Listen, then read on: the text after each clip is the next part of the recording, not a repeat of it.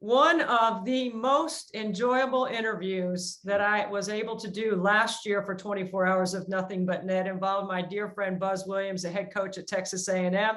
And it's the greatest compliment when somebody agrees to come back. Buzz, you've been a longtime supporter of this event, and you continue to help us out on the live stream. And I can't thank you enough for your time.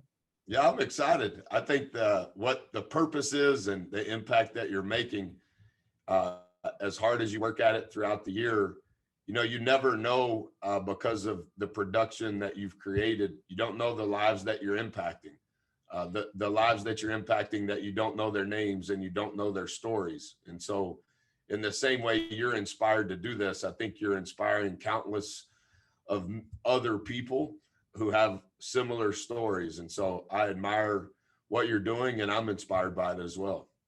Well, thank you, Buzz. I mean, I appreciate you saying that. I only hang on to one media guide all year long. Thanks. Yeah, that one's a good one. Josh does all of that. I don't do anything. I don't want my name on it. I don't want my picture on it. I want it to be about our players. And, I, like you, throughout the years, the people that I send our media guide to has continued to expand, and it's amazing each year because I think Josh Chambers fine tunes his craft and gets a little better with each passing media guide. And it's amazing some of the compliments that I get from people that really don't know much about media guides, including myself. He's done a really, really good job with that. Well, it's kind of, it's not an old school way of doing it. I think it's a really important piece of material in telling the story of your program and who your players are. And I know it, Buzz, from being friends with you, that I know it's not about you. I know it's about everyone else around you. And especially Josh, you constantly mention him. I got BMAC, I mean, I can't do anything without BMAC. That's right. BMAC, Josh, all of those guys are just as important seats on the bus as any of the ones that you and I sit in. You have to have great teammates, and you have to have people that know what their role is and help whatever it is that you're doing. Buzz, people that don't know you right away come away with the intensity and the passion. I think those would be two words that I would describe how you go about conducting every aspect of your business. I know some people think some things are measured. I know they're detailed, and they're detailed for a specific reason, just like the media guy that you're talking about with Josh. Sure. Talk about the detail of the journey a little bit this year with your team, and what a special run you made in the postseason, and how unique and different that was this year with this team. It was an incredible growth opportunity. I think I just finished my 15th year as a head coach, and I honestly don't know, Debbie. There's certain things that I do each month in the off season. So we just finished our first month of the off season. We played our last game in New York on March the 31st in the NIT championship and got beat at the buzzer. And so there's certain things that I do in April to try to, I honestly don't know how to articulate how I go about breaking down the season, but I do it per month, certain things each month, so that I make sure that I learn the lessons that were available. And I don't know that there's been a greater growth opportunity in this passing year. The year before was COVID, and so there was a lot of things to learn from that. But to some degree, they were probably an outlier because none of us have ever been through a pandemic. We started 15-2 and 4-0 in the league. We were picked next to last. If you win 4 games, you're probably going to finish next to last. And so we won our first 4, and then we lost 8 in a row. And I've never lost 8 in a row as an assistant or a head coach. And in that 8-game stretch, which in essence compromised a month, 4 of those 8 were either 1 or 2 possession games. And in those 8 games, of the other 4, we never lost except 1 by double digits. And so we went from 15-2 and 4-0 to losing 8. And so now we were 15-10 and 4-8. And we lost one more regular season game from that point forward. We played 15 more games. We went 12-3. We lost in the SEC tournament championship after playing 4 games in a row. And then we lost in the 5th game of the NIT, which was the championship. So 2 of the 3 games we lost were for a championship. We played 40 total games. That's the most in the history of Division I, except for 2011 with Coach Calhoun and Kimba. I just happened to be in the Big East. That was about the time that yours and our relationship began, 2011, when they were 9-9 and had to win the Big East tournament championship, which obviously they were an automatic bid. And then they won 6 games in order to win the NCAA tournament. So 40 games is a lot. 11 of those 40 were in the month of March. And so there's so many things. We were one of the youngest teams in the country relative to experience. Nearly every day was a new day. And so the details of what we were all exposed to were unquantifiable, because we started 3 freshmen and 1 senior. And so every day was new.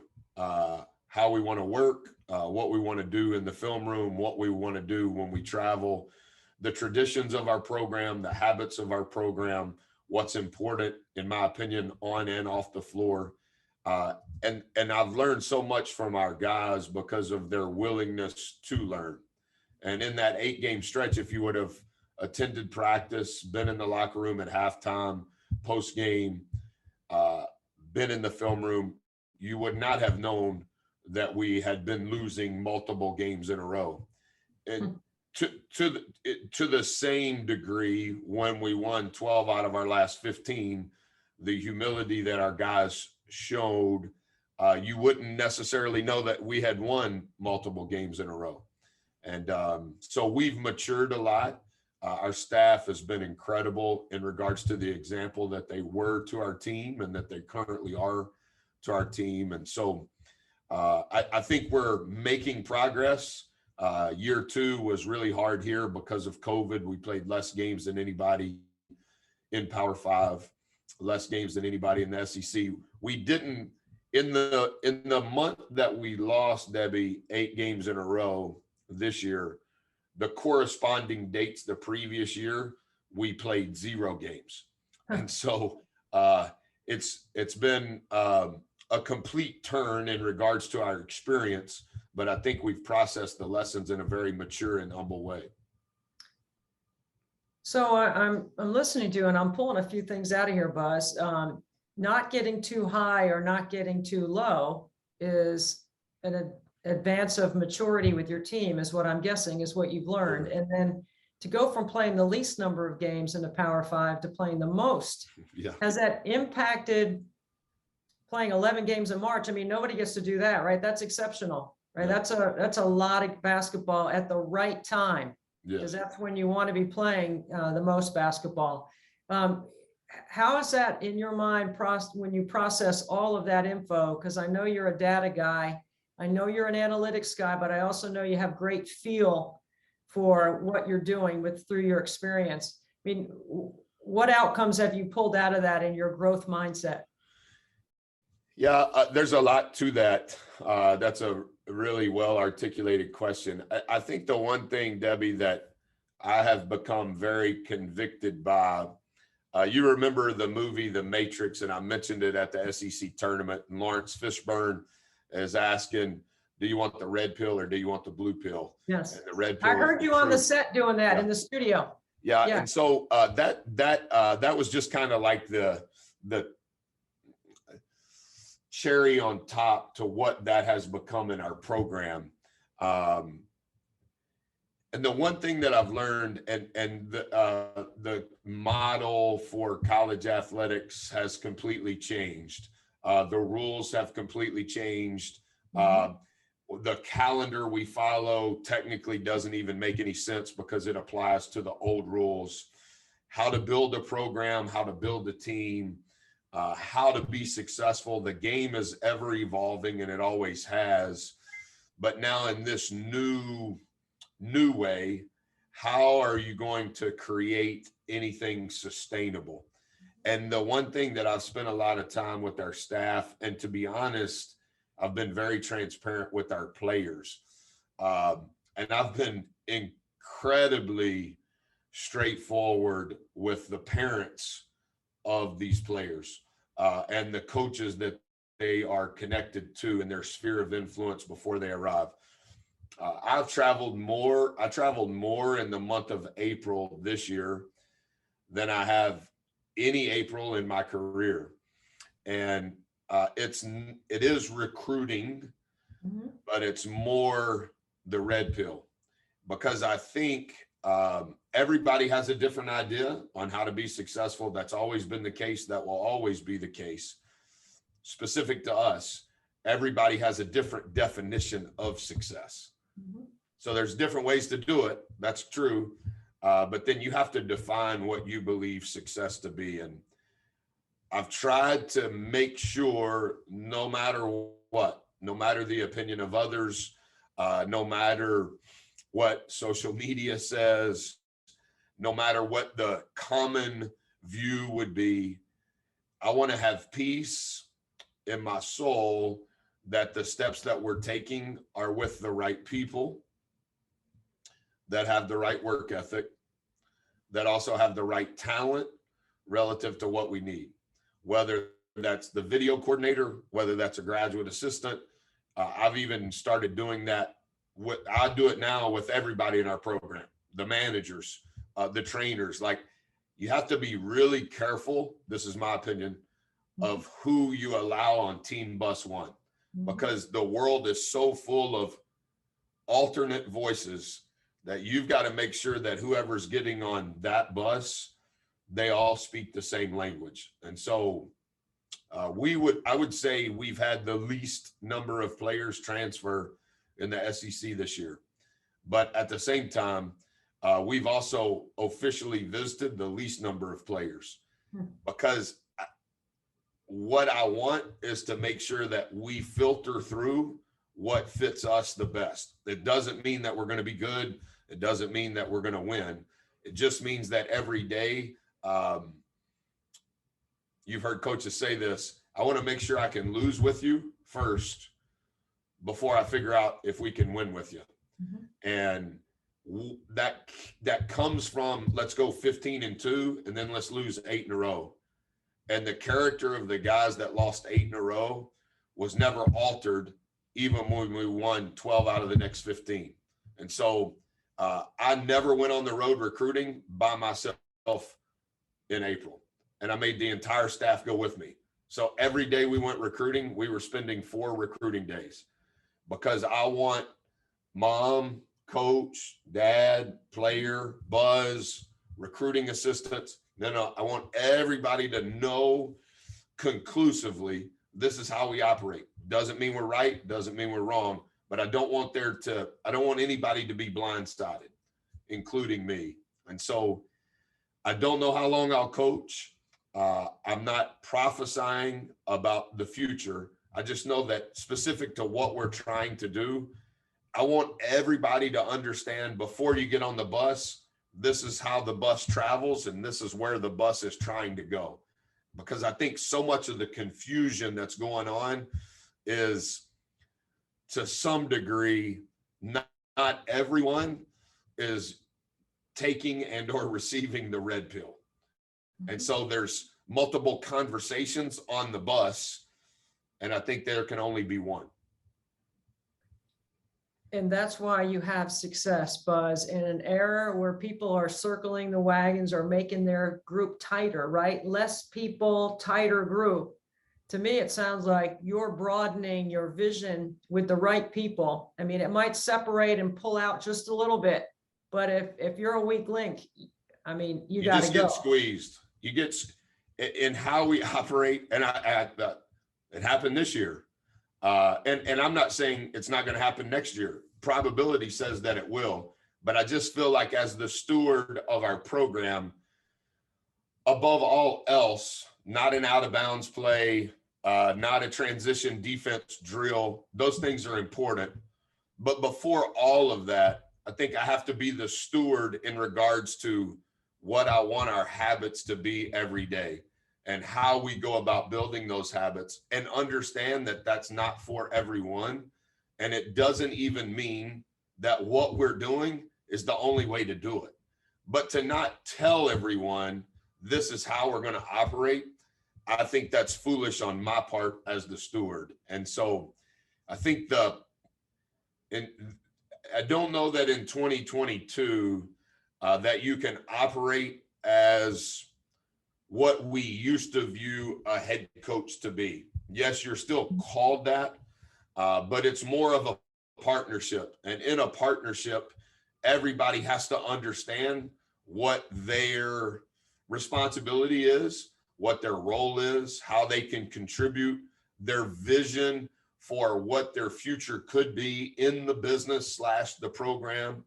And so I try to over communicate that to the point that sometimes it's probably redundant, but over the top communicate with everyone in the program, not just the freshmen, not just the best players. Now I want everybody to know, because you end up in our mode of operation, you end up getting squeezed out when you are an aberration to how we operate every day. And I don't want anybody to be squeezed out. I'm a dad, I'm a parent. I don't want to do that to a child, but I want the child and the parents and their coaches to understand, hey, if you're on your way here, this is how it goes. And if on your way here, I don't have peace that it's right, then I need to communicate that to you as well. So you're saying steward. I think it's interchangeable for leader. I also think that listening to your vision and the way you communicate effectively with every single person who plays a role in your success, because the ultimate outcome, right, is we want people to win. You win with people. You want to win. You're trying to put your players in the best position to succeed on and off the court. And when I listen to you, Buzz, see, this is why our family has been able to navigate and manage the advocacy of having Frankie. Yep. Frankie graduated from Clemson. I always say he's smart and he's handsome and he's social. He's got lots of friends. He's very athletic. He's really fun to hang out with. He just happens to have Down syndrome. It does not define who he is. Yet the teachers, the administrators, the therapists, siblings, aunts, uncle, everyone, whoever was on Team Antonelli had a role. And it was my job as the steward or the leader of the advocacy to make sure that everyone played their role and did it at the highest level and were willing. There were a lot of intangibles that come with navigating public school and leading to an opportunity to have a chance to go to college. Like that's not something that we knew when he was born that was going to be available to us.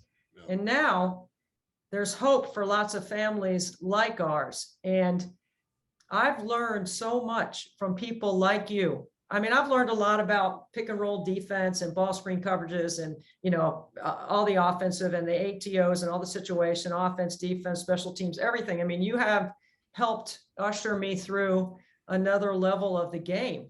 And I'm so grateful for that, because I am willing to work and figure it out and find out. And I'm not afraid to ask. And that's what comes with being on a team, right? And so this is leading me to, because I don't ever write anything down when I'm going to interview you, because I never know where we're going, but I always have a general idea that it's going to be something that I'm going to come away with inspired for either my next workout or my next opportunity to make a difference for someone else. Yeah. Because that's who I think that's who you are to me. You're not just the basketball coach at Texas A&M, right? So it leads me to team, and you and I were always on a team. I mean, you got Corey, and you got Sissy and Bubba, and you've got Mason and Baby, right? Yep. I've got Frank, my husband, and we've got Joey, Frankie, and Patrick. I mean, and then all the other pieces that come with it, all the people around our lives that affect our world and impact our kid. Sport and team. is what I've always known. And right. that's how I've been able to put in place the plan, the vision, the communication. You know, the circle has to get a little bit wider, but as it gets wider, you have to be on board. That's I mean, right. I like to say I only had 2 teachers and 1 bus driver fired. It could have been more. That's good. You know, I Yep. mean, and it wasn't my choice. It was their choice that they weren't willing to do what they needed to do to be on Team Antonelli, to show the willingness to help Frankie be the best that he can be. That's exactly what you're talking about. You're doing it the same way. We're doing the same things. We're both using Yep. sport. Your level is here, my level is here, and mine's Special Olympics, and yours is at a whole other level of entertainment, if you will. I mean, so thank you, Buzz, for, Yeah, I mean, I'm those just are good thinking, words. like, that's why I love talking to you, because we don't know. I mean, you and I Yeah. could sit in a room for 10 hours and keep talking. That's how much we have in common. And I and think that's that I think everything you said is spot on. And I spoke at an event last night that I tried every way in the world to get out of over the last 9 months, because I've gotten to the point where I don't do this at all. Basketball you're busy. is what we do. Basketball is not who we are. And when our identity becomes intertwined in what we do, we're going to fail as a leader, because there's no objective way to lead when your identity is in what you do. And so I do agree with everything you said, but similar to what I said at the beginning, Frankie has autism. Well, he has That's not Down who syndrome. he is. Mhm, That's just what he has. mhm. And so he has ownership in the team. And so everyone has ownership, not just with Frankie and not just Frankie with autism. Well, hey, Buzz, it's Down Everybody- syndrome. He has Yeah, Down syndrome. I'm sorry, Down syndrome. Yeah. It's all the same Mhm, as far as the ownership. that's right. And I think, like I tell our players, grace, the word grace, it means you get something you don't deserve. And so I have certain idiosyncrasies that I'm very aware of. And I tell our guys, you're going to have to give me grace right now, because I have to do this, even though it doesn't make sense to you. So Mhm. I need grace. It's something that I don't deserve, but you need to give it to me, and vice versa. We all need grace, but the impact that your team is having on other teams, that's what we can never know. And that's why you're doing what you're doing. It started as what it started multiple years ago, and it's turned into this. And we don't want to put a ceiling on where it is now, because we don't know where it's going to be 10 years from now. So maybe there was a seed that started because of Frankie, but there's millions of other Frankies that are on other teams. And what you are doing as a leader is not only inspiring your team, but it's impacting the leaders of all of those other teams. And so in the same way, I think people are watching you and the platform that you have in your professional career and the platform you have in this career. That's why Sissy adores you. Yes, Sissy knows Frankie. Yes, Sissy knows about 24 hours of nothing but net. But Sissy doesn't view Debbie Antonelli just in that regard.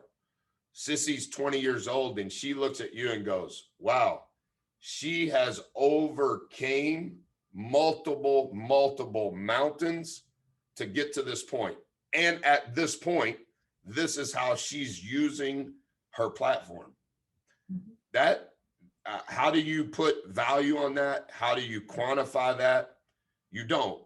But that's what is misrepresented in the media, what is misrepresented stereotypically in the country, is leadership is hard.